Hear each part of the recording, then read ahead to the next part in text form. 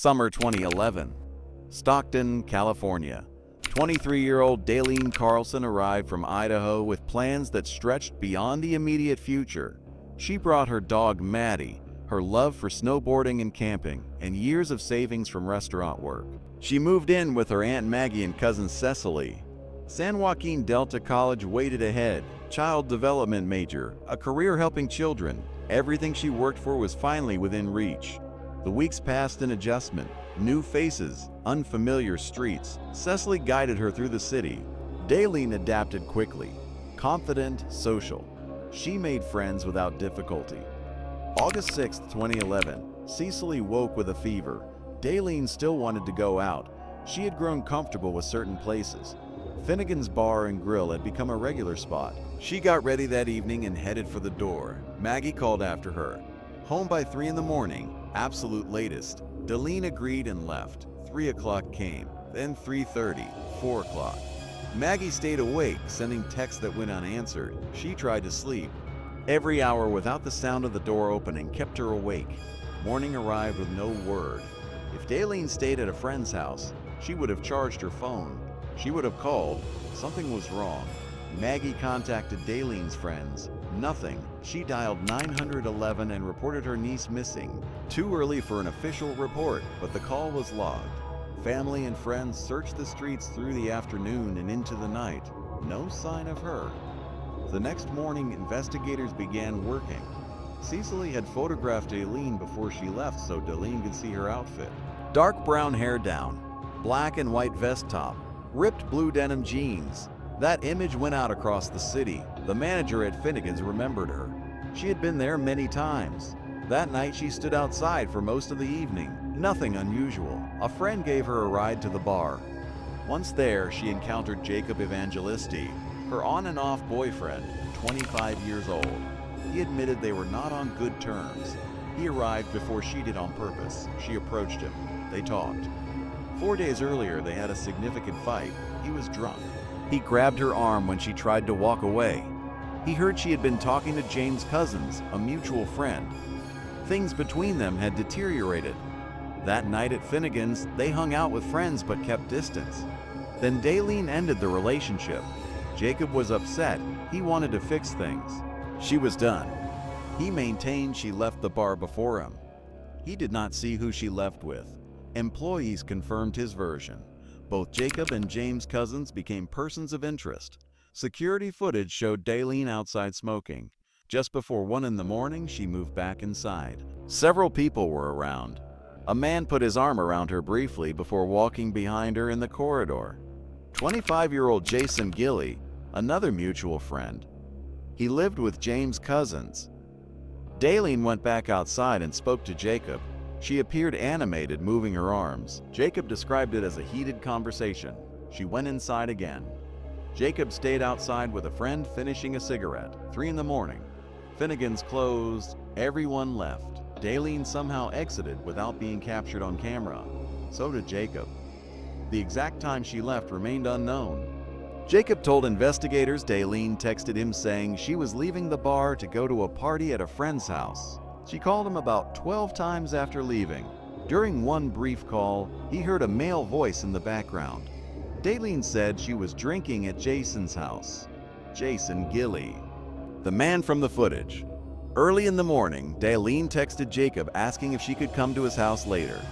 He agreed. Hours passed. He heard nothing more. He fell asleep. His phone stayed silent. Jason Gilley and James Cousins were questioned next. Jason lived with his mother, grandmother, and James. James was direct. Yes, he and Dalene had been talking. Nothing official, not a relationship. He quickly proved he was out of Stockton on a trip. Multiple people confirmed it. Jason said he could not help. He and Dalene parted ways at the bar. He offered her a ride home, but had to leave without her at 1 in the morning. His grandmother texted that his young son was sick. His grandmother confirmed he arrived home around 1:30. Jason pointed investigators back to Jacob in the fight. He witnessed the entire argument. It was serious. The investigation stalled. Family and friends raised money. $1,000 added to the existing Crime Stoppers reward.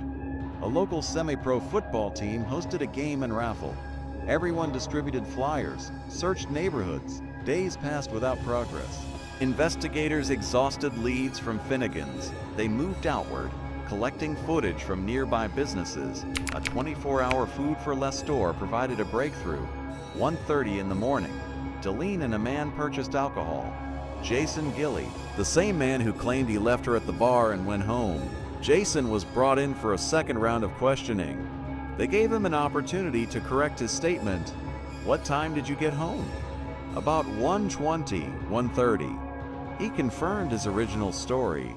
They showed him the surveillance footage. Jason suddenly remembered. He left the bar with Dalene to buy Jägermeister at Food for Less, but he insisted he dropped her back at Finnegan's before heading home. The detectives sensed more. As they pressed, he became emotional. "Jason, we need the truth. Did you have sex?" "No." "Jason, we had sex. We hung out for a bit more and she wanted to go home." He admitted they went to his house. They had consensual sex. She became angry afterward and seemed to regret it. She decided to walk home. He followed in his car, picked her up, and drove her 40 miles south. He dropped her off at a random location at her request. Then he got gas. He felt horrible about his decision. As days passed, he grew more worried. He knew he was likely the last person to see her. He lied to protect himself. The detectives believed Dalene was dead. They asked directly where her body was. "Jason, where are we going to find her?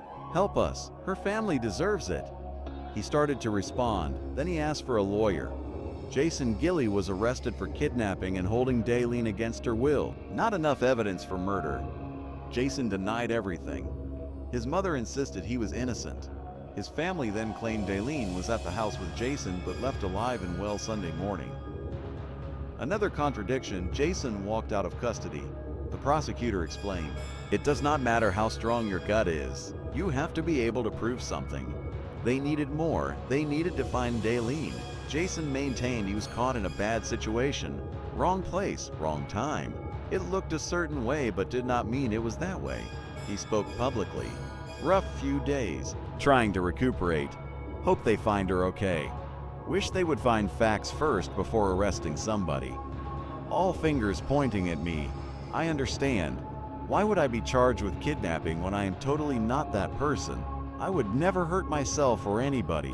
7-Eleven surveillance from 11 the following morning showed Jason topping up gas. Inside the store, he was seen wiping his arms and shirt. Enhanced footage revealed he was covered in dirt. Attention shifted to new search areas. The Calaveras River, a known dumping ground, muddy and overgrown, a few blocks from Jason's house. Jacob Evangelisti told investigators that at 5 Sunday morning, he received a text. Dalene said she was at Jason's house drinking, but would leave soon to come to his house. The last time Jacob saw or heard from Dalene, Jason later admitted he and Dalene went to his home and had sex. Then an argument followed. He gave her a ride. He got on Crosstown Freeway, then south on Highway 99 for approximately 40 minutes. He stopped at an unknown location where he claimed he let Dalene out of the car. At 11:25 Sunday morning, Jason's roommate received a text from Dalene's phone. She was somewhere on Country Club. Her phone was dying. James said he did not know if it was Dalene sending the messages. They were just coming from her phone. Anyone could have had control of that phone. 7 weeks passed. August 18th. Search crews found a flip-flop in the Calaveras River. It may have belonged to Dalene. 2 months after she went missing, a farm worker in a cornfield found her, badly decomposed, virtually skeletal, naked, shot 5 times from behind. 1 bullet to the back of her head, 2 in her back. She appeared to have been clutching her head as she fell, execution style. On her knees, facing away from the gun, a black bra near her body. Days later, her jeans were discovered 6 miles away. Dental records confirmed the identification. Huge inconsistencies existed in Jason's statements. Despite what his grandmother initially said, his alibi fell apart. She later admitted lying to protect him. Someone close to Jason came forward. He owned a gun. Casings found at the crime scene matched that weapon. Cell tower data placed both of them together in the area where she was found.